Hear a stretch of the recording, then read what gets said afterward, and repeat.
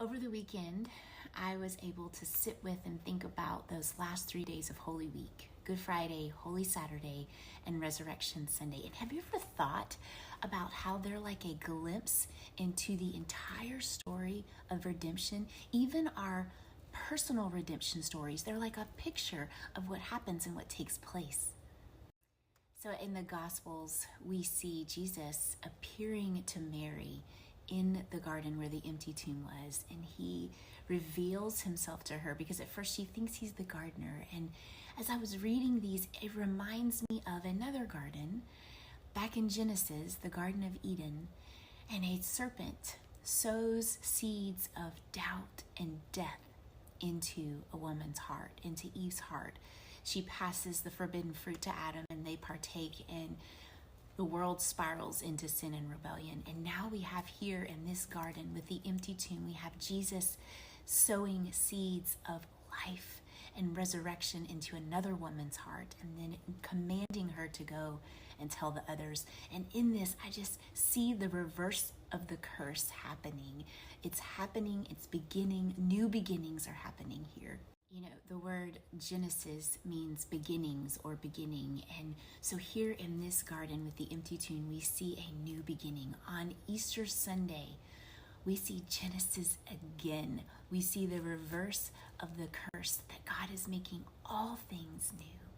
This just overwhelms me, because when we hear those words, He is risen on Easter Sunday, and we respond with He is risen indeed, our response is that truth sinking down into our hearts, so that when we face Easter Monday, we live in the reality that He is risen indeed. It's one thing for us to say He is risen. It's another thing for us to live like He is risen throughout the rest of the year, not just on Easter Sunday, but on Easter Monday and on Easter Tuesday and all throughout the year.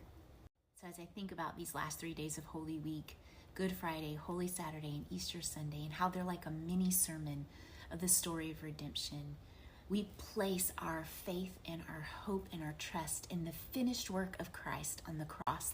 That's Good Friday. And then in Holy Saturday, we rest. We rest in that finished work because Christ has done it. And then on Resurrection Sunday, we rejoice in the fact that Jesus was resurrected so that we would be resurrected. He defeated sin and death, and that He will one day come again to defeat it forever, because we do still struggle with sin in our lives. We do still experience death, but not an eternal death. And so the resurrection seals that promise for us. One of my favorite readings from Holy Saturday was Hebrews 4:10, and I encourage you to go read the entire chapter of Hebrews 4. But I'm going to read verse 10 to you right now, and it says this: "For whoever has entered God's rest has also rested from his works, as God did from His." This is such an encouragement to us as we live in that Holy Saturday.